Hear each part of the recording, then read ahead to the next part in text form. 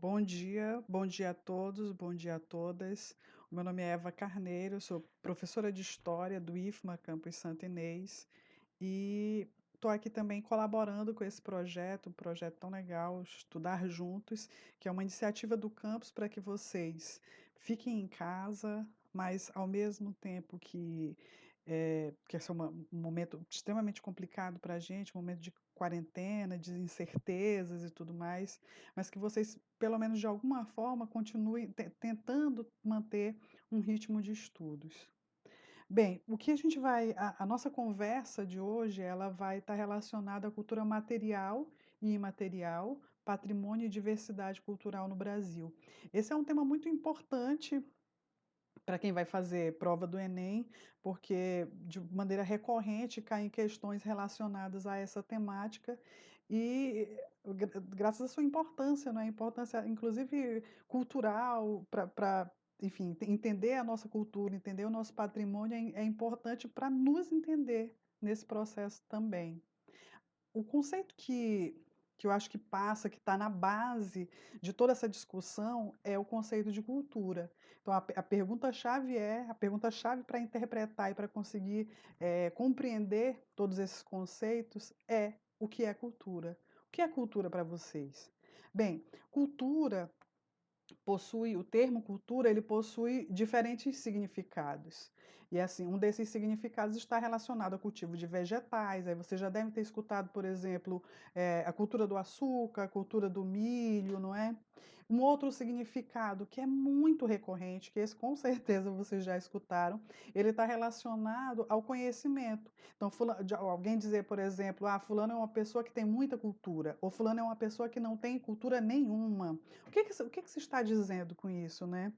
Se está relacionando o conceito de cultura a conhecimento. Se fulano não tem cultura, quer dizer o quê? Que ele é ignorante, que ele é uma pessoa iletrada. Na outra perspectiva, da mesma forma, não é? Se fulano tem muita cultura, quer dizer que leu muito, que tem um conhecimento formal muito extenso e tudo mais. Mas assim, o que eu quero que vocês compreendam aqui é que esse conceito de cultura que nós vamos trabalhar ele é um conceito de cultura diferente, é o conceito de cultura da antropologia. E quem vai nos ajudar nessa definição é o Darcy Ribeiro, importante antropólogo. O que o Darcy Ribeiro nos diz?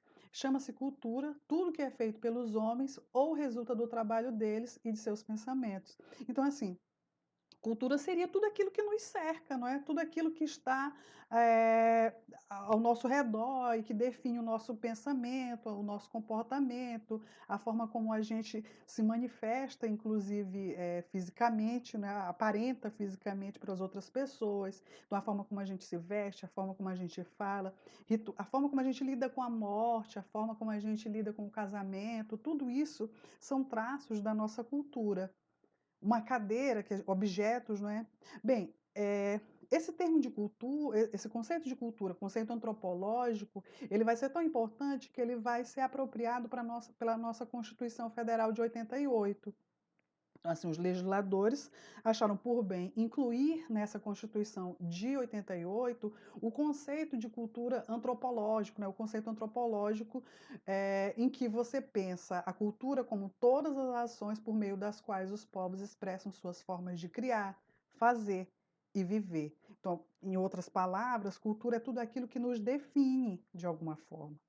E assim, essa noção de cultura é interessante entender ela nos contrastes, não é? Bora seguir adiante. Aqui a gente tem uma fotografia das chamadas mulheres girafas, né? Que são das tribos Padaung na Tailândia. São imagens muito conhecidas, né? Dessas mulheres que alongam o pescoço, colocam esses aros de latão ao redor do pescoço, e você tem aquele processo de alongamento, que na verdade se questiona e diz que não é exatamente um alongamento do pescoço, porque não tem como, é o ombro que vai baixando de alguma forma. Mas enfim, existem duas teorias para que essas mulheres usem esses latões, não é? Essas argolas. Uma é que elas colocariam as argolas aqui para se proteger dos ataques dos tigres, mas a teoria mais comumente aceita é a de que é um adorno. um adorno utilizado para enfeite realmente, não é, para se embelezar. Pra gente que para nossa cultura, que é uma cultura ocidental, diferente, completamente diferente dessa cultura asiática aqui, não é, a gente olha para essa imagem e tem um certo estranhamento. Por que que a gente tem esse estranhamento? Porque é algo que não faz parte da nossa cultura. Da mesma forma em que acontece com essa mulher aqui da comunidade Mursi, na Etiópia, que é mais especificamente no sul da Etiópia, e que elas, assim como as mulheres girafas, elas colocam esses botox, que são essas argolas. A princípio, essas argolas elas eram de madeira, mas hoje muito utilizado em cerâmica, não é? Com algumas pinturas, e se coloca na parte inferior do lábio. Algumas mulheres, inclusive, chegam a arrancar os dentes da frente dessa parte inferior para poder encaixar melhor esses botox. Da mesma forma, existem algumas teorias com relação ao uso desses botox, não é? Se era para desestimular de alguma forma os senhores de escravo, e outras teorias relacionadas, que também são as mais aceitas, não é? Que está relacionada à feminilidade, ao estilo, beleza. Tanto que essas mulheres elas usam esses botox aqui em ocasiões e momentos especiais. Então, não é todo dia que ela vai estar lá com a argola enfiada no lábio, necessariamente, não é? Então, assim, no momento de servir o esposo, é um momento em que elas colocam casamentos, festividades, é uma espécie de adereço, assim como a gente também, pelo menos boa parte de nós, coloca brincos e pulseiras quando vai se enfeitar, para essas mulheres também. Só que o que que acontece? Quando a gente olha essas imagens e vê a imagem dessas mulheres, a gente tem um estranhamento, porque é algo que não faz parte da nossa cultura, não é? E aí, assim, até o até o século final do XIX, início do XX, a gente tem algumas teorias raciais que diziam o seguinte, que o fator biológico é aquele que vai influenciar diretamente na nossa cultura.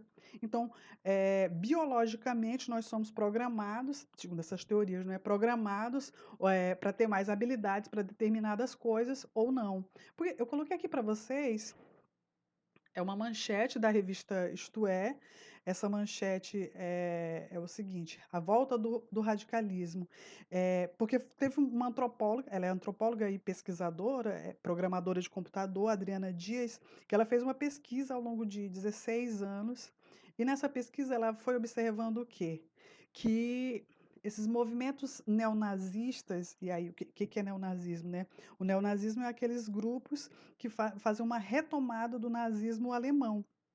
Aquela herança, a ideia de uma raça pura, de uma raça ariana, por mais que sejam teorias já ultrapassadas e reconhecidamente erradas, não é? Completamente equivocadas e que serviam muito mais para justificar uma dominação do que outra coisa, existem determinados grupos que se apropriam ainda hoje dessas teorias e acreditam na superioridade biológica diante de outros povos. Aí, por exemplo, nessa pesquisa, a Adriana Dias, ela levanta que de 2007, grupos de neonazistas aqui no Brasil, eles chegavam mais ou menos a 150 mil pessoas. Já hoje, 2020, esses grupos eles chegam a ter 500 mil pessoas. Então, são pessoas que retomam aquelas ideias de raça, não é, de sangue, surgiram no século XIX, de superioridade, e acham que o fator biológico é aquele que vai determinar o fato de uma cultura. E aí, para eles, isso é muito claro. Existem culturas superiores e culturas inferiores. É como se fosse uma hierarquia de culturas no pensamento deles, que obviamente é um pensamento retrógrado e completamente equivocado. Bem, ainda nesse final do século XIX, início do século XX, a gente tem também outras teorias que não falam de um fator biológico, mas elas falam, por exemplo, de um fator geográfico. E aí, vou tomar de empréstimo um pouco o conceito de cultura do Roque Laraia, que também é um conceito antropológico, não é? E que ele dá o exemplo dos lapões e dos esquimós. Esses que vocês estão vendo aqui na imagem são os lapões. Os lapões, eles construíam as habitações dele, essas cabanas aqui, né, essas barracas, feitas de peles de animais, e aí eles vão se deslocando com o passar do tempo. Do outro lado, nós temos os esquimós. E os esquimós, essa aqui também é a habitação, aí vocês podem observar que é uma habitação completamente diferente da habitação dos lapões, que eles fazem aqui blocos de gelo, não é? Os famosos iglus, e aí no interior desses iglus eles fazem um revestimento de pele de animais. Ó, por que que eu estou falando disso, né? Por que que eu estou falando de lapões e esquimós? Porque tanto um quanto o outro são povos que viviam em condições geográficas e climáticas parecidas, né? Ambos habitam a calota polar norte. Só que assim, os lapões ficam no norte da Europa e os esquimós no norte da América. Apesar deles viverem em situações geográficas e climáticas parecidas, a gente observou o quê? Que eles têm habitações diferentes e também a forma como eles lidam com as renas, por exemplo. Os lapões, eles, por exemplo, eles criam renas, e os esquimós, eles praticam a caça. Então, assim, a teoria de que esse fator biológico ou fator geográfico, ele é determinante para uma cultura, ele pode ser muito questionado, e é isso que o Roque Laraia fala para a gente. Bora ver o que ele diz. As diferenças existentes entre os homens, portanto, não podem ser explicadas em termos das limitações que lhes são impostas pelo seu aparato biológico ou pelo meio ambiente, não é? Então, você tem é, uma mesma composição biológica, mas não necessariamente isso quer dizer que que as pessoas elas devam se comportar e ter os seus hábitos determinados de uma mesma maneira. Vamos voltar lá, por exemplo, o caso das mulheres aqui, não é?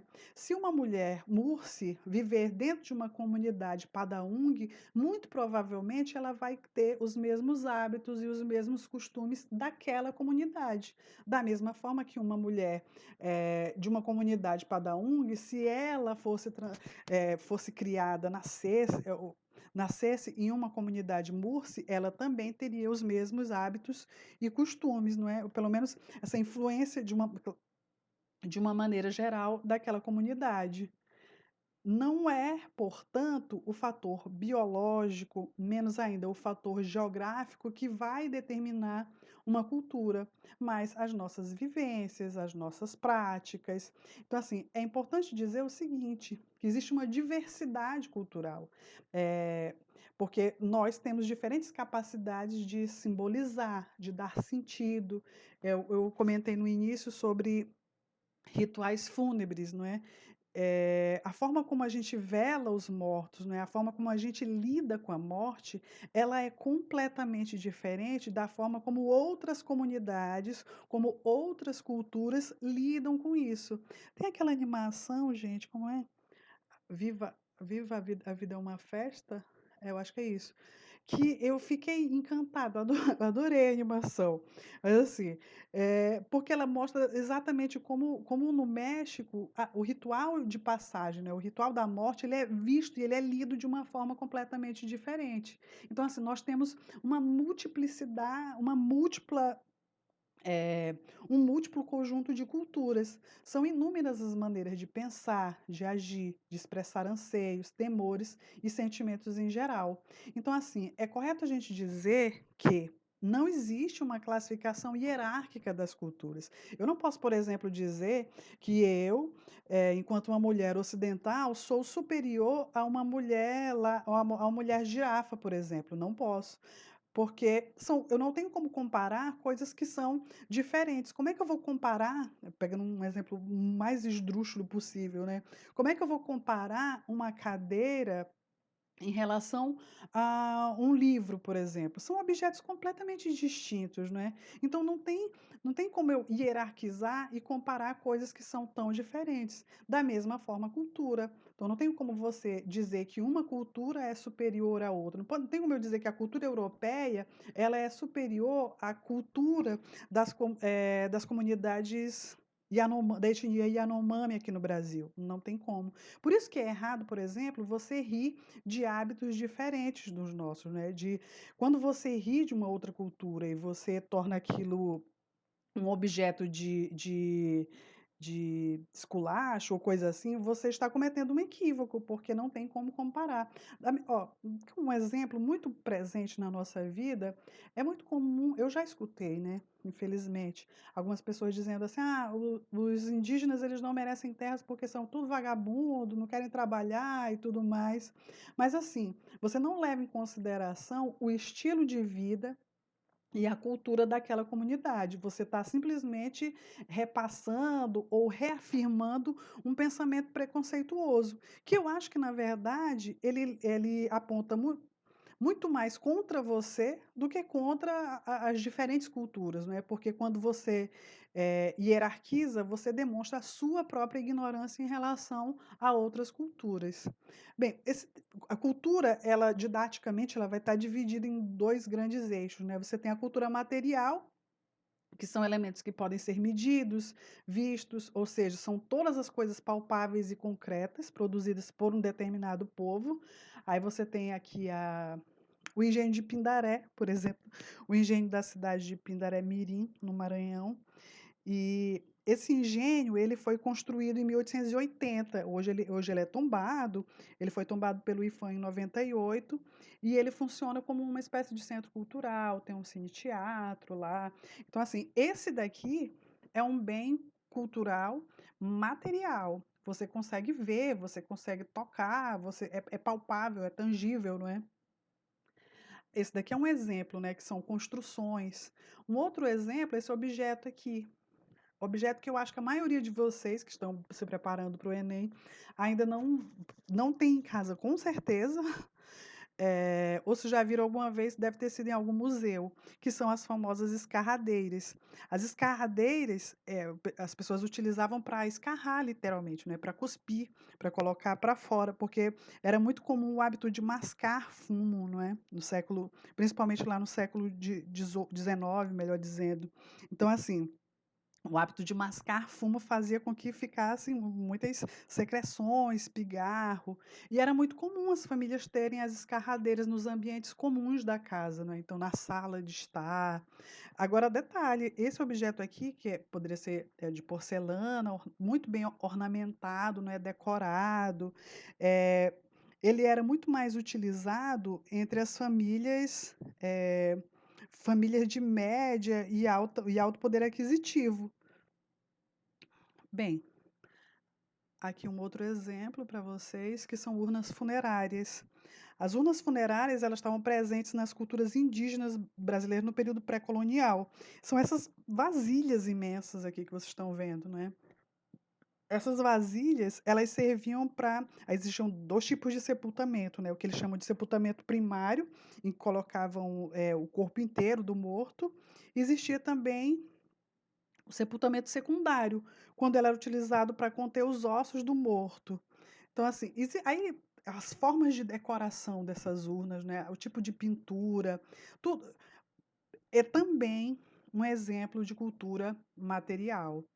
Aí, além dessa cultura material, nós temos a cultura imaterial, que são elementos que não são palpáveis e concretos, mas que são representativos de hábitos, de práticas, de costumes, como, por exemplo, a nossa língua portuguesa. Esse vídeo aqui que eu achei muito bonitinho, da D2 Media. A língua, você não pode tocar na língua, mas é algo que faz parte da nossa cultura, faz parte da nossa identidade.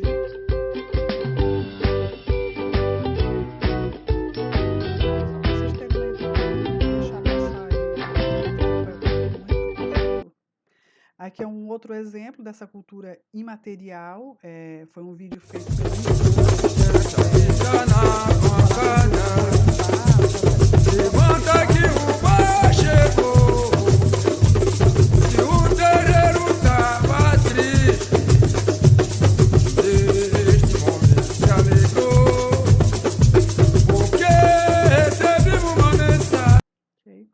A culinária também, a forma, não é o prato em si, bora pegar, por exemplo, o queijo de Minas, né? Não é o queijo em si, mas é o hábito, a tradição, o saber fazer, como que faz aquele queijo, né? Como que faz o arroz de cuchá, como que faz a feijoada, como que faz o pato no tucupi, a maniçoba, são exemplos dessa cultura imaterial. Bem, aí pensando nessa ideia de cultura, cultura material e imaterial, nós temos a noção de patrimônio. Patrimônio, primeiro, patrimônio é um conceito jurídico, não é? Que são que patrimônio são? São bens, direitos e obrigações pertencentes a uma determinada pessoa ou grupo, enfim. Só que nesse caso aqui, essa cultura material e imaterial faz parte do nosso do nosso patrimônio, desculpa, do nosso patrimônio. Então, tudo aquilo que faz parte da nossa cultura é patrimônio nosso, sabe? São características da nossa sociedade, são elementos que nos definem, são monumentos, obras de arte, também as festas, as músicas, as danças, os folguedos, comidas, saberes, tudo, enfim, que produzimos com as mãos, as ideias e a fantasia. Essa definição aqui é uma definição que está numa cartilha do IFAM, e aí eu vou falar para vocês o que é o IFAM. O IFAM é o Instituto de Patrimônio Histórico e Artístico. Ela é uma autarquia que responde pela preservação do patrimônio cultural brasileiro. Então, assim, cabe ao IFAM proteger e promover os bens culturais do país, assegurando sua permanência e usufruto para gerações presentes e futuras. O IFAM, antes ele estava ligado ao Ministério da Cultura, hoje, infelizmente, não existe mais Ministério da Cultura, então o IFAM está ligado ao Ministério do Turismo. Não sei se vocês acompanharam, mas essa semana, a semana que eu estou gravando o vídeo, na segunda-feira teve uma mudança relacionada à presidência do IFAM. E é assim, houve um questionamento muito grande relacionado à presidência do IFAM, porque quem foi colocada no lugar foi uma moça chamada Larissa Rodrigues Peixoto Dutra, que é formada em hotelaria e tem uma experiência em turismo, mas a nomeação dela ela foi muito contestada por parte dos servidores do IFAM.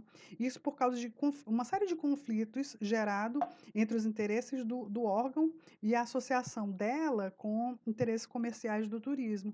Porque não é preocupação do IFAM gerar lucro. A preocupação dele é a preservação do nosso patrimônio, a preservação da nossa identidade, da nossa diversidade. Aqui é um videozinho de comemoração do IFAM, de 82 anos, que eles colocaram basicamente que áreas o IFAM trabalha, né?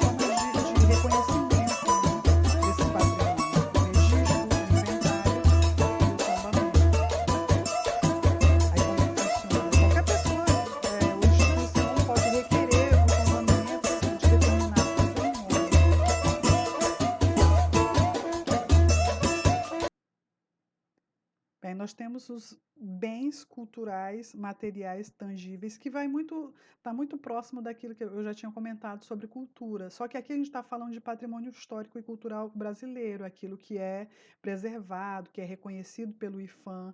Aí você tem as paisagens naturais como, por exemplo, Rio de Janeiro, ou Amazônia Central, são paisagens naturais reconhecidas pelo IFAM pela sua importância, não é? Objetos como você tem muitas imagens sacras, por exemplo, né? Edifícios, eu falei para vocês do engenho de Pindaré, monumentos, uma estátua, um obelisco, documentos. Um exemplo mais conhecido desses documentos é a Carta de Pero Vaz de Caminha, que é para muitos considerada a certidão de nascimento do Brasil, não é? Então, assim, cabe ao IFAM o registro desses documentos, né? O registro desses bens culturais materiais. Mas existem também os bens culturais imateriais, que é da mesma, como eu já tinha comentado, né? Eles estão relacionados aos saberes, às habilidades, às crenças, às práticas e aos modos de ser das pessoas. Você tem, por exemplo, aí eu falei sobre queijo de Minas Gerais, nós temos o exemplo também das mulheres que fazem aquelas panelas lá em Vitória do Espírito Santo, são exemplos, não é? Bem, o IFAM, ele tem os chamados livros do tombo, em que nesses livros você tem o livro do tombo arqueológico, etnográfico e paisagístico, o livro do tombo histórico, do tombo das belas artes, do tombo das artes aplicadas. São livros em que ficam registrados esses bens, não é? Nosso patrimônio. Bem, patrimônio, por que é importante a gente ter a preservação eu estou falando muito do IFAM, mas na verdade assim, o IFAM é responsável pelo registro, né, por fomentar, incentivar políticas voltadas para a preservação desse patrimônio, mas na prática a preservação patrimonial ela é uma responsabilidade que é de todos nós. Quando você chega quando você rabisca ou quebra um monumento, quando você depreda um patrimônio público, você também está colaborando para destruir um pouco da nossa história. Porque a preservação do nosso patrimônio cultural ela é importante, por quê? Porque ela fortalece a noção de pertencimento da gente enquanto sociedade. Então, assim, a noção de patrimônio ela foi se modificando ao longo do tempo. Para vocês terem uma ideia, o IFAM, que foi criado, eu acho que foi em 37, se eu não me engano, é isso mesmo. O IFAM ele foi criado em 37. A noção de patrimônio ela estava muito relacionada à construção de uma identidade nacional a partir a ideia de preservação, né? A partir de patrimônio. Hoje, e aí está muito também presente na nossa Constituição, a noção essa noção ela está relacionada à ideia de preservação da nossa diversidade. O Brasil ele é formado por ele foi constituído, né, por diferentes matizes. Aí você tem europeia, indígena, africana, que compõem a nossa cultura. Então é dever não só do IFAM, mas de todos nós preservar essas questões, preservar essas marcas, essas características, porque isso é parte do que nós somos, não é? É isso que vai fazer com que a gente tenha a noção de pertencimento a essa comunidade, não é? E aí eles, ainda na cartilha do IFAM, eles continuam, não é? Pertencimento a um grupo ou a um lugar, contribuindo para a ampliação do exercício da cidadania e para a melhoria da qualidade de vida. Bem, como que isso aparece no Enem, né? Eu peguei uma questão aqui, eu não lembro, vocês me perdoem, eu não lembro qual foi o ano, mas é dizer o seguinte: queijo de Minas vira patrimônio, e aí vai falando, né? O modo artesanal de fabricação de queijo de Minas foi registrado nesta quinta-feira como patrimônio cultural e material brasileiro pelo Conselho Consultivo, bababá. O veredito foi dado em reunião do Conselho realizado no Museu de Artes e Ofícios, em Belo Horizonte. O presidente do IFAM e do Conselho ressaltou que a técnica de fabricação artesanal do queijo está inserida na cultura do que é ser mineiro. Entre os bens que compõem o patrimônio nacional, o que pertence à mesma categoria citada no texto está representado em, aí letra A, Mosteiro de São Bento, Tiradentes Esquartejado, a obra lá do Pedro Américo, o ofício das paneleiras de Goiabeiras, o conjunto arquitetônico urbanístico da cidade de Ouro Preto, ou o sítio arqueológico e paisagístico da ilha de Capeche. Tempo. A resposta correta é a letra C, né, que você está falando de saberes e fazeres que ajudam a, eh, mostrar, não é, a construção realmente da nossa identidade, ajuda a nos fazer com que a gente se reconheça enquanto povo, né, enquanto sociedade. Bem, gente, o tempo corrido. Obrigada para vocês, bons estudos e até a próxima.